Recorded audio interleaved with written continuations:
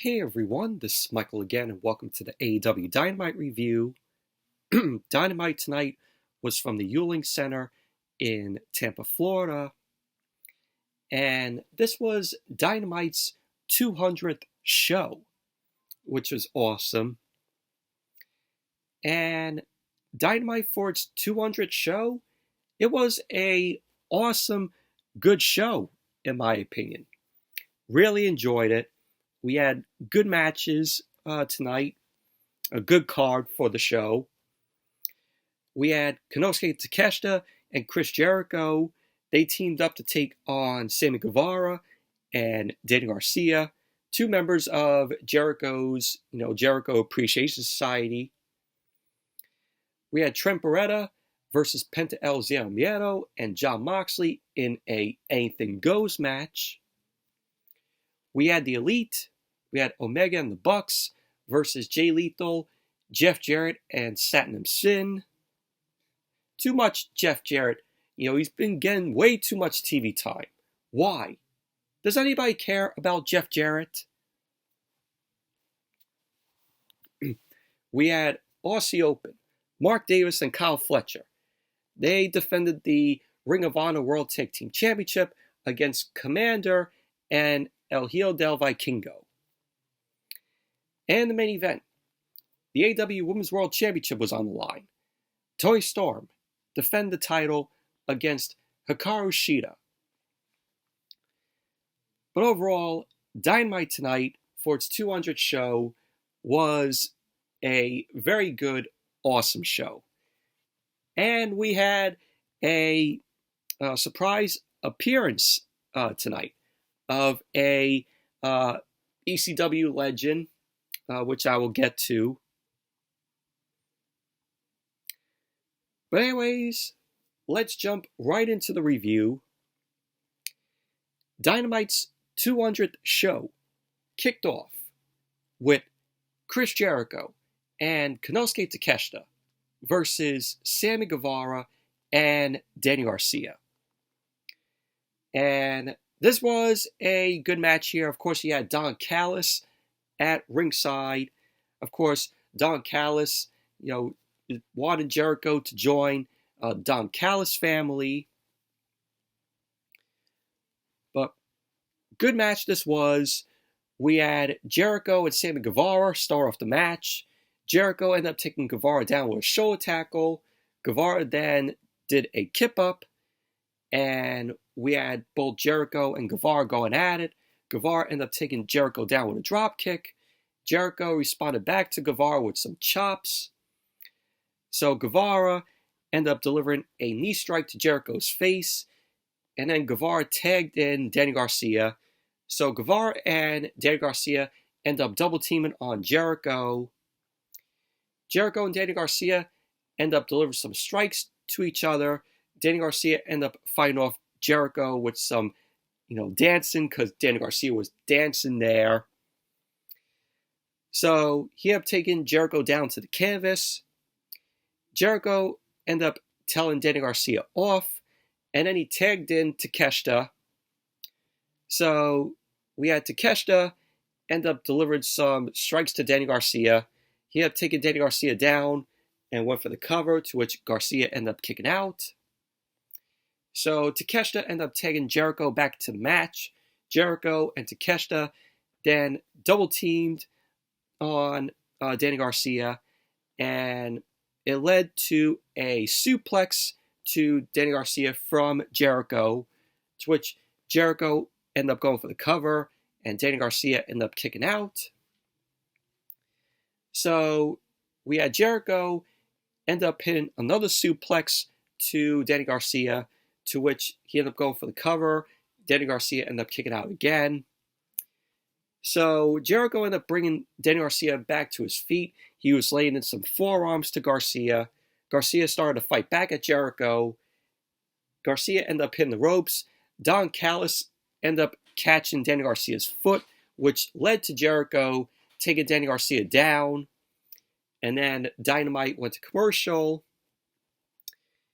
So as Dynamite came back from the commercial, Jericho was still in control of the match. He started to continue his attack on Danny Garcia, and Danny Garcia started fighting back, and Jericho ended up taking Danny Garcia down, and Jericho ended up going for the lion salt, which he landed on the knees of Danny Garcia. Danny Garcia got his knees up. So Danny Garcia ended up reaching and crawling his way to tag in Guevara, to which he did. So Guevara ended up coming in. Takeshita came in, and so Guevara and Takeshita were going at it. Guevara ended up delivering a crossbody to both Jericho and Takeshita. So Guevara ended up bringing Takeshita back into the ring, and Guevara ended up hitting a splash off the top rope, and he ended up going for the cover on Takeshita, to which Jericho broke up the pin. Jericho and Guevara ended up shoving each other, and then Danny Garcia ended up rushing in. He ended up going after Jericho. So Takeshita ended up coming in. He ended up taking him down, and then Takeshita ended up locking in his own walls of Jericho on Guevara, or they call it the walls of Takeshita. So Guevara ended up refusing to tap out. So Jericho ended up tagging back in. Guevara ended up managing to get a tag in to Danny Garcia, but he ended up running into a codebreaker by Jericho. So Jericho ended up going for the cover, and Danny Garcia ended up kicking out. So Danny Garcia started to fight back. He had taken Jericho down for the cover, and then Takeshita broke up the pin.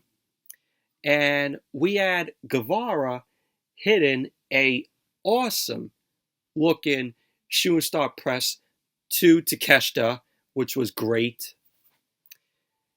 So Danny Garcia ended up dropping Jericho, and Danny Garcia ended up locking Jericho in a Dragon Tamer. Guevara ended up keeping Takeshita on the outside, and Don Callis got involved.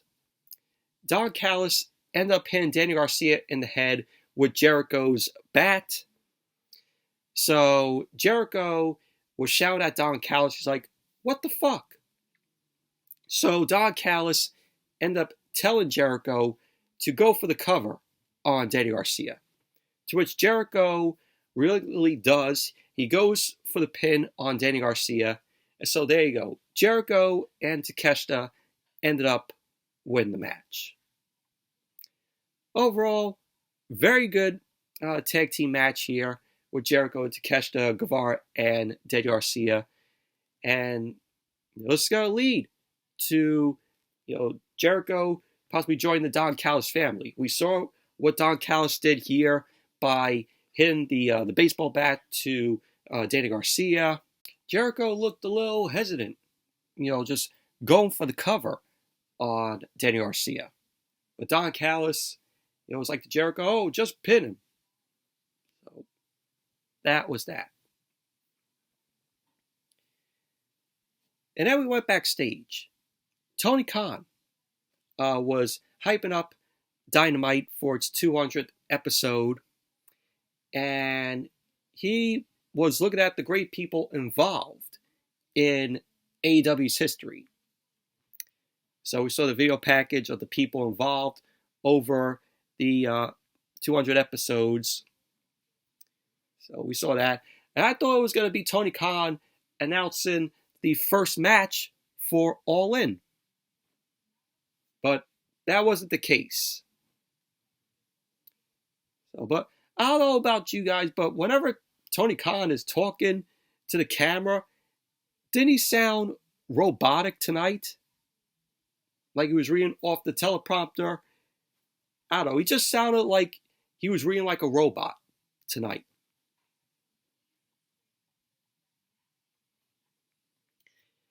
And as Dynamite came back from the commercial, Renee Paquette was backstage with Chris Jericho. Jericho got cut off by Matt Menard.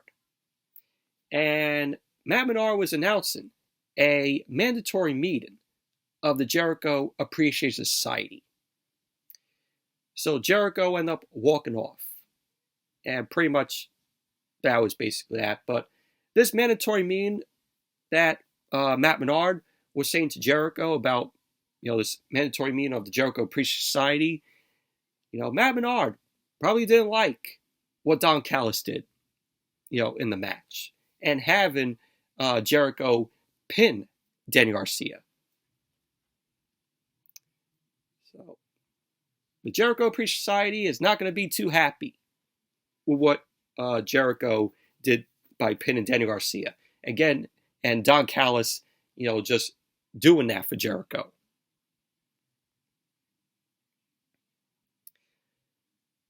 So then we went back to the ring. Tony Schiavone was in the ring. Tony Schiavone ended up welcoming Jack Perry, the FTW champion. So Jack Perry came out, of course, Beethoven music, which a lot of people are like, oh, this Beethoven music doesn't fit Jack Perry. But, it's something different for him. I kind of like it. Like I said, it fits Jack Perry, in my opinion.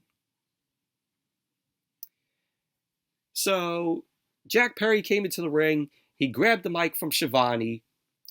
Perry was telling Jerry Lynn to get out to the ring because this was supposed to be Jack Perry versus Jerry Lynn.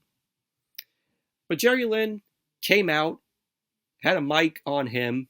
He kept telling Jungle Boy that he doesn't run the show. He kept saying that he won't come down there and beat up him because that would be child abuse. Lynn also said that he also doesn't run the show around here, and the doctors won't be able to clear him. So Lynn ended up saying to Jack Perry that he called up a good friend who also happens to have wrestled for ECW and happens to still wrestle. So out came the whole fucking show, Rob Van Dam. So Rob Van Dam came out. He had his theme music was Pantera's song called Walk. Got a big pop from the crowd there in Tampa. So the whole crowd was chanting RVD as he headed his way down to the ring. So RVD got into the ring. He stared down the FTW champion. And Jack Perry left the ring. He headed up the ramp as Jerry Lynn ended up meeting RVD in the ring. So all of a sudden, Jack Perry came back into the ring with a steel chair. And he was cut off. And then he ended up escaping to the crowd because Rob Van Dam ended up just ducking the almost chair shot to him. So pretty much that was basically that. Jack Perry ended up escaping into the crowd. So, but it was awesome to see Rob Van Dam there. The whole fucking show. RVD. So it's going to be awesome to see Rob Van Dam next week, which I will get to explaining. But Rob Van Dam, he still looks good. And he could still go at it. Hopefully. And then we had the Anything Goes match. Jon Moxley versus Trent Beretta versus Penta El Zero Miedo. This was a awesome match here. This, in my opinion, was the best match of the night. And I was like, oh, how many minutes until Moxley bleeds? Moxley did not even bleed in this match tonight. We had Trent Beretta bleeding. Trent Beretta, I have to say, took the worst hits in this match from Moxley and Penta. So the match started off with Penta launching himself at Trent. And we had Moxley end up bringing Trent into the ring. He ended up laying into him as Penta ended up bringing a trash can into the ring. So Penta ended up slamming Moxley on the head with the trash can.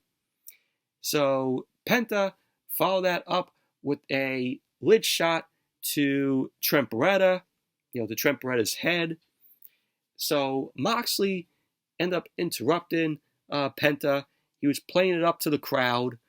Moxley left the ring, and he retreated under the ring a 2x4 barbed wire. So Moxley brought that into the ring. So Penta ended up going after Moxley. Trent interrupted a fear factor with a trash can lid to the head, but Moxley took advantage of that by driving the 2x4 into Trent's head, and he ended up spiking Trent with a pile driver onto it, which that had to hurt. Barbed wire. So Moxley ended up laying a lariat to Trent, which got reversed into a suplex by Trent. And then Penta ended up pulling Trent out of the ring.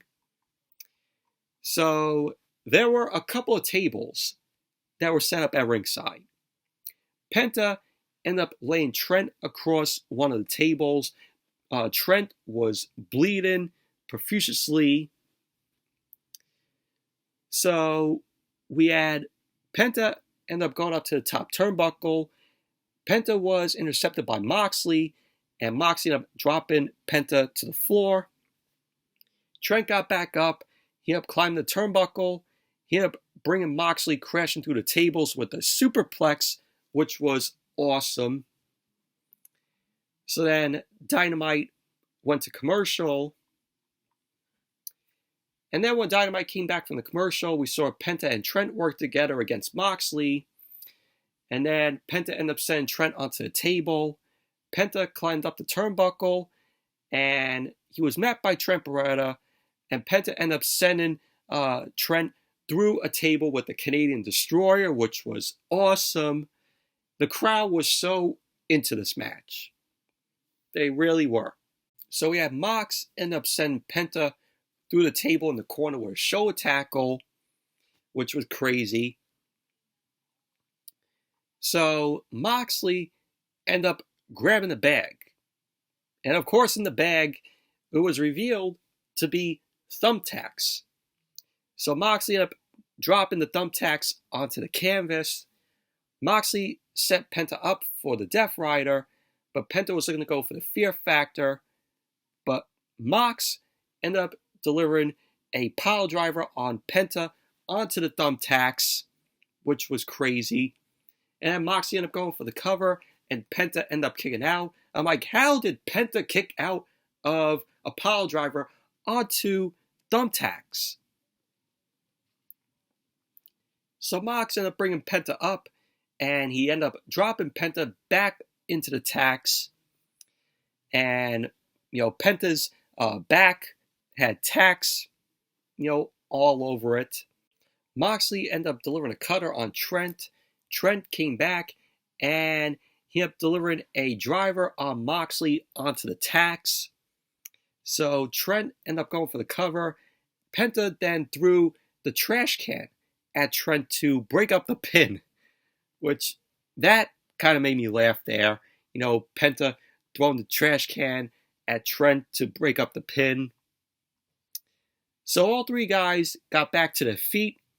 They were trading strikes. Trent ended up taking a kick by Penta, and we had Moxley ended up delivering a lariat to Trent. So Penta and Moxley were trading blows. Moxley hit the paradigm shift on Penta. Trent ended up delivering a knee strike to Moxley. So Trent ended up going for the cover on Penta. And there you go. Trent Beretta ended up winning the match, which was a shock for Trent winning. Post-match, Moxley got back up.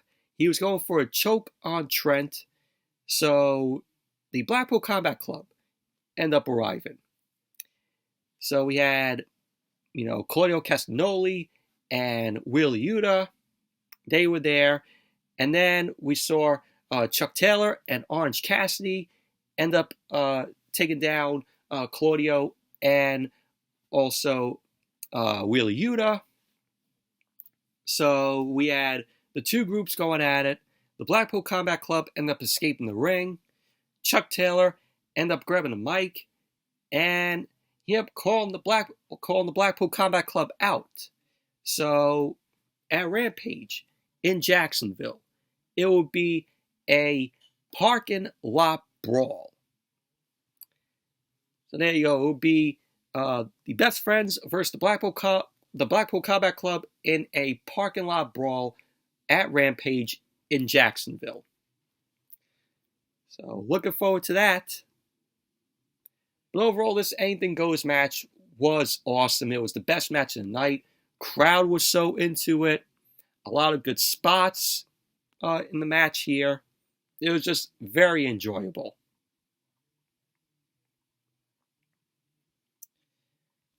So then, as Dynamite came back from the commercial, Renee Paquette was interviewing Rob Van Dam. She was talking to him about his confrontation with Jack Perry earlier. So Rob Van Dam ended up challenging Jack Perry to a match next week on Dynamite for the FTW Championship.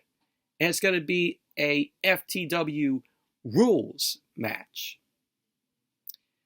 So Rob Van Dam ended up talking about what he may or may not do after he beats Jungle Jerk next week.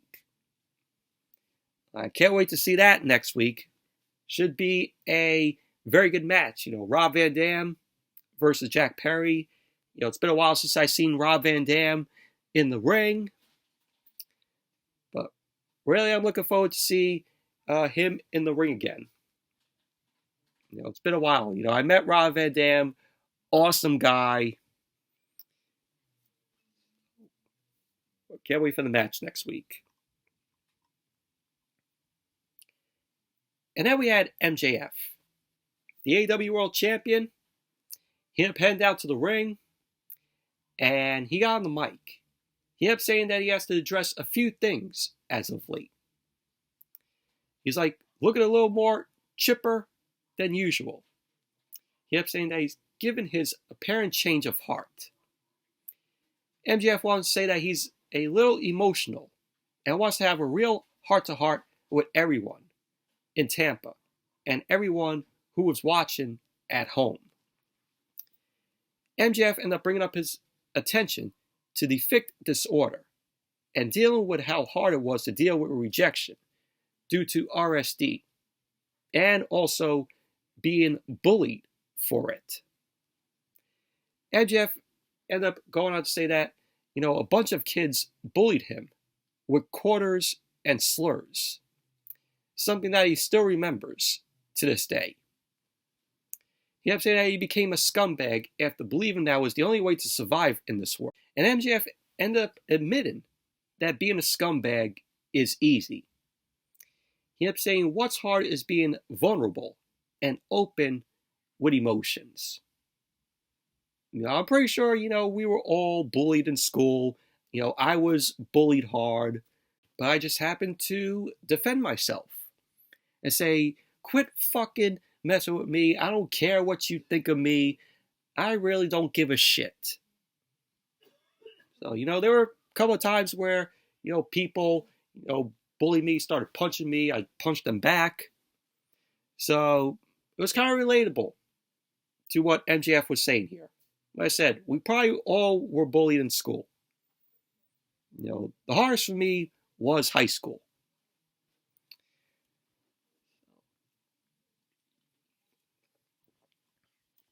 But MJF ended up saying that he was afraid of being booed for being open with the fans. He ended up saying that he isn't scared anymore, and that the fans told him that they do care about him, and that they have sympathy for the devil. He ended up saying that he's not going to change overnight, so he pretty much admits that he's still a scumbag. But MJF ended up saying that he is their scumbag. So the crowd ended up popping for that, and the fans were chanting, he's our scumbag.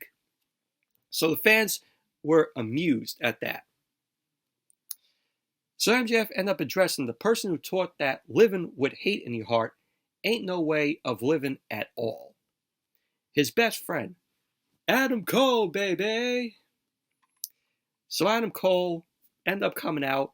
He walked down the ramp to the ring, and he ended up getting on the mic. He ended up saying that MJF continues to impress him.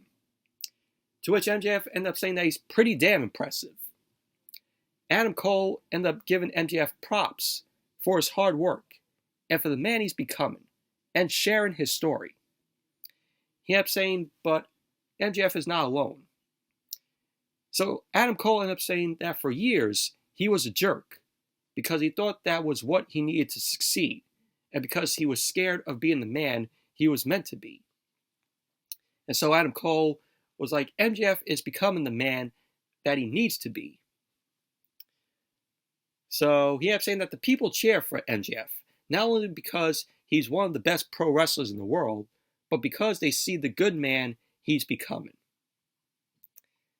So Adam Cole ended up saying that not only is he proud of MJF, but the people are proud of him as well. So MJF ended up thanking Cole for the kind words and for also wearing the new Better Than You Baby t-shirt, which he ended up promoting, which he said, oh, you could buy it on shopaew.com. So he ended up saying that he called Adam Cole out because he made him a promise, win, lose, or draw, that he would give Adam Cole another shot at the AEW World Championship. So MJF ended up saying that he has been thinking about it long and hard, and he has decided that Adam Cole doesn't deserve a match. To which the crowd ended up booing at that at first. But MJF was like, well, at least not just any match, but the match. He kept saying in front of the most historic crowd in the history of our sport, on the most historic night, the main event for the AEW World Championship at All in Wembley.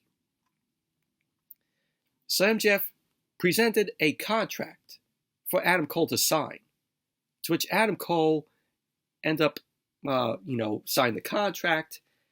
So Adam Cole set the contract down. He ended up telling MJF that he loves him. And MJF ended up saying that he loves Adam Cole too, which led to the two guys hugging it out, which got a big pop from the crowd. So we got a graphic on the screen, with MJF and Adam Cole for All In for the AEW World Championship. So that was that. And then we went backstage and Roderick Strong was angry. He was throwing a fit about the friendliness of MJF. So we saw the Kingdom. We saw Mike Bennett and Matt Taven. They end up approaching him. They end up approaching Roderick Strong, saying something to him, and they end up leaving. So pretty much that was that. So Roderick Strong is not too happy, with Adam Cole falling for this MJF stuff, because Roderick Strong knows that MJF is going to turn on Adam Cole.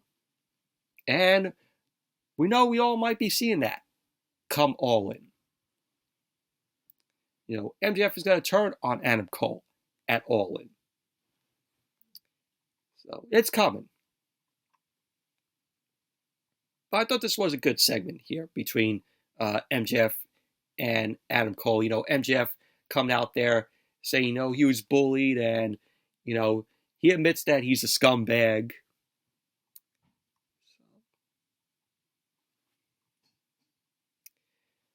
And then we had the Elite. We had Kenny Omega and the Young Bucks versus Jay Lethal, Jeff Jarrett, and Satnam Singh.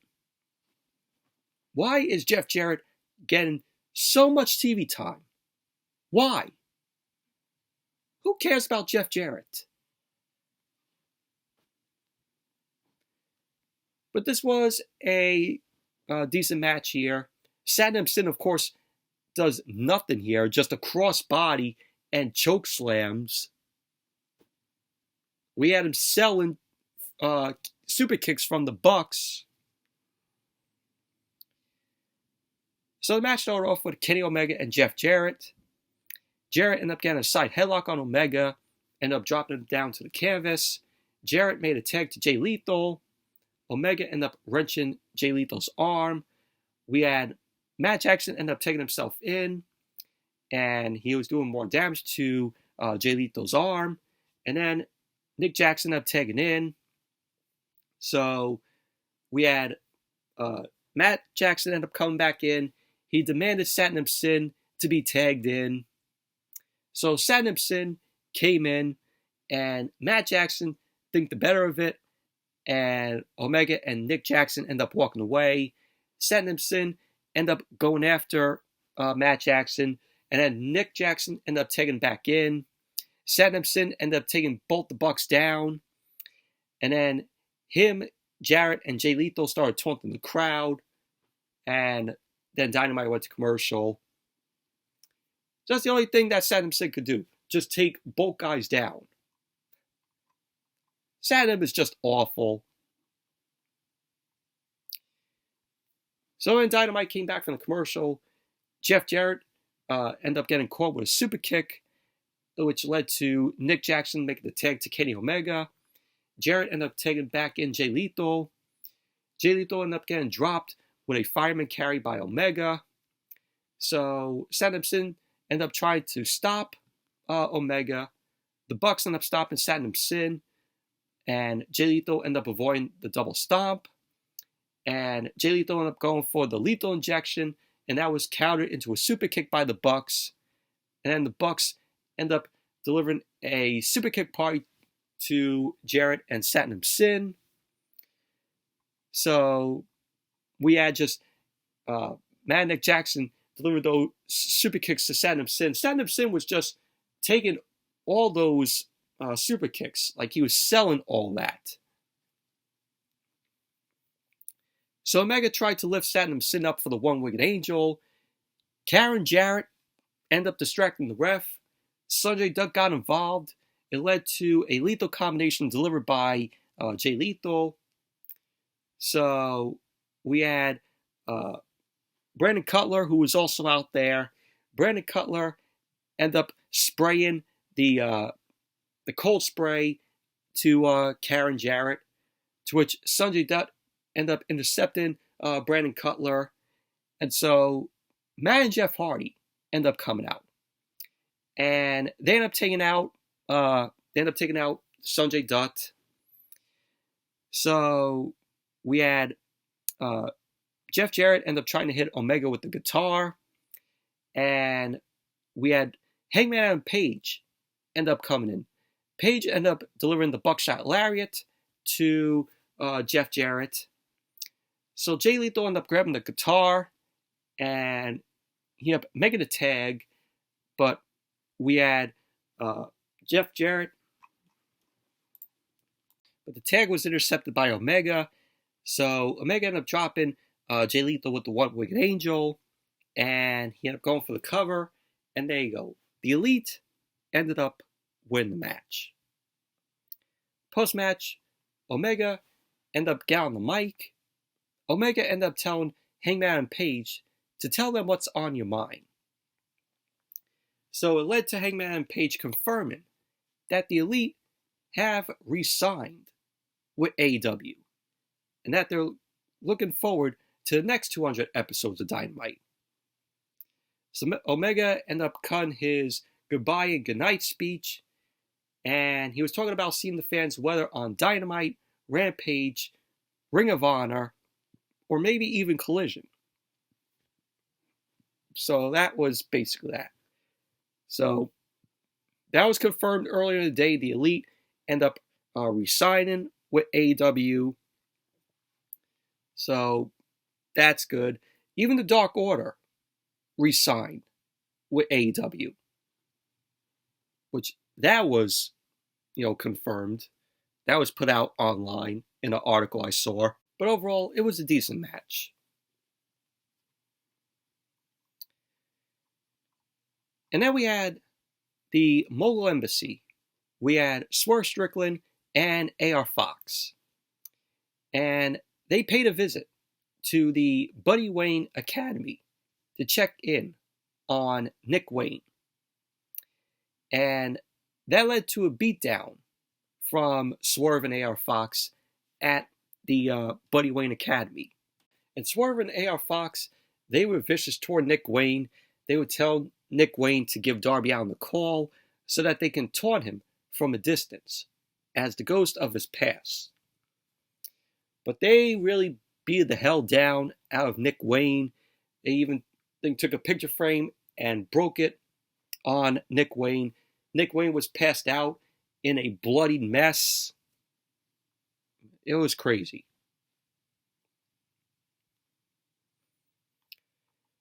And then we had the Ring of Honor World Tag Team Championship on the line. Aussie Open. Mark Davis and Kyle Fletcher defend the titles against Komander and El Hijo del Vikingo. And this was a good match here. Match started off with Kyle Fletcher and Vikingo. Vikingo ended up taking Fletcher out of the ring with a head scissors. Mark Davis ended up running in as Komander ended up tagging in, which led to Mark Davis and Fletcher regrouping. Davis ended up using his power before tagging Fletcher back in. So we had Aussie Open going after Komander, and Komander started to fight back at Aussie Open, and Fletcher ended up taking Komander down for the cover, and Komander ended up kicking out. So Komander started fighting back, and he was going for a rope walk, and Kyle Fletcher ended up stopping him. But Komander ended up sending Fletcher to the outside. Mark Davis ended up coming in, and he was cut off by Komander and Vikingo, and he ended up being sent to the outside. Fletcher came back in, but he was taken down. It led to a hanging leg drop on Fletcher on the apron, and we had a double dive from Komander Vikingo onto Aussie Open. So Aussie Open ended up driving Komander and Vikingo back to back. So then Dynamite went to commercial. Then when Dynamite came back from the commercial, Aussie Open ended up dropping Vikingo, and Fletcher was frustrated as Vikingo ended up avoiding a double team from Aussie Open. Komander leapt into the ring, and Vikingo ended up getting back into it, which led to a double rope walk moonsault from Vikingo and Komander onto Aussie Open. So at the end of the match, we had Fletcher ended up sending Vikingo to the outside. Mark Davis ended up avoiding a rope walk, shooting star pressed by Komander, and Davis ended up taking Fletcher, and Aussie Open ended up hitting a double lariat to Komander, and the Coriolis on Komander. So there you go. Aussie Open end up winning the match, retaining the Ring of Honor World Tag Team Championship. Overall, this was a good match. A lot of back and forth from these guys. I want to see Aussie Open more on TV. Mark Davis and Kyle Fletcher, they're just, great. I'd like to see Will Ospreay, with them again. Main event, Toni Storm versus HIKARU SHIDA. The AEW Women's World Championship was on the line. This was a decent match here. So, of course, we had Toni Storm being accompanied by Saraya and Ruby Soho. So the match started off with Toni Storm and HIKARU SHIDA circling the ring. They were trading blows, in the middle of the ring. Toni Storm ended up getting an early advantage as, HIKARU SHIDA ended up fighting back. Toni Storm ended up managing to get out of the ring for a breather. So Toni Storm headed back into the ring. HIKARU SHIDA ended up going back on the attack on Toni Storm. Toni Storm ended up sending HIKARU SHIDA to the ropes. HIKARU SHIDA ended up taking Toni Storm down with a shoulder tackle. So HIKARU SHIDA just started going off on Toni Storm with some punches. And we had Toni Storm ended up reaching the ropes to force a break. So we had HIKARU Shida heading out of the ring. She ended up attacking Toni Storm until Ruby Soho and Saraya end up shouting at HIKARU Shida. So HIKARU Shida ended up hitting a kick on Toni Storm. She ended up sending Toni Storm into the barricade. Shida rolled into the ring to break the count. And then she continued her attack on Toni Storm on the outside. Toni Storm ended up dropping HIKARU Shida onto the barricade. And she sent HIKARU Shida back into the ring. So HIKARU Shida started to fight back. She delivered a suplex into the corner on Toni Storm. HIKARU Shida delivered another suplex to Toni Storm. But Toni Storm ended up pulling HIKARU Shida's hair to stop the momentum. HIKARU Shida got sent to the ropes as Toni Storm ended up hitting a big hip attack to Shida, which sent her flying to the outside. So we had the ref was being distracted, and Ruby Soho and Saraya were attacking HIKARU Shida on the outside. So Toni Storm ended up heading out to bring HIKARU Shida back to the ring. Toni Storm ended up going for the cover, and HIKARU Shida ended up kicking out. So Dynamite went to commercial. So when Dynamite came back from the commercial, HIKARU Shida was in the corner. Toni Storm ended up going for another hip attack. HIKARU Shida ended up catching her with a German suplex.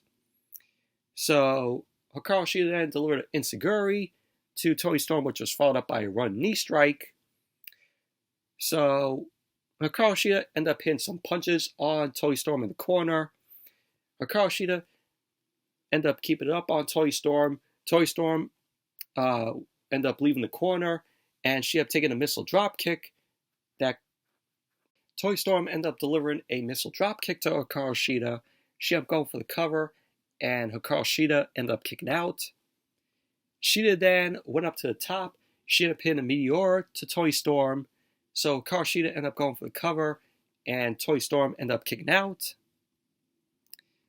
So HIKARU Shida then set up Toni Storm on the top turnbuckle.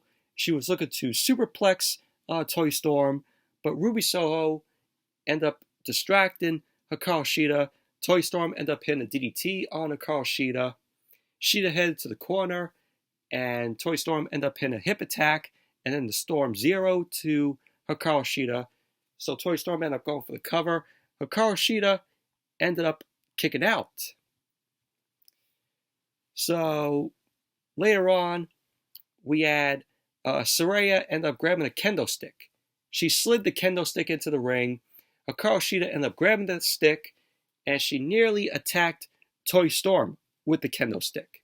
So HIKARU Shida was thinking about it, and she actually hit Ruby Soho with the kendo stick. So we had the ref end up getting rid of the kendo stick. Toni Storm ended up hitting HIKARU Shida with the spray paint, and Toni Storm ended up going for the cover. HIKARU Shida kicked out of that. So Toni Storm tried to roll HIKARU Shida up, but she ended up getting caught in a high stack as HIKARU Shida ended up pinning Toni Storm. So HIKARU Shida ended up winning the match, and she is the new AEW Women's World Champion, which was a shock. So we got confetti shooting out. Toni Storm was shocked as she left the ring. HIKARU Shida ended up celebrating, her win with the AEW Women's World Championship. And that was how Dynamite went off the air. Overall, it was a decent women's match here. And it was a shock to see HIKARU Shida beat Toni Storm for the AEW Women's World Championship. But overall, very good Dynamite this was tonight for its 200th show. But anyways, that's it for my review of tonight's Dynamite. Thank you all for watching. Hope you all enjoyed this review. Definitely give the video a thumbs up, comment, subscribe, and I'll see you all later.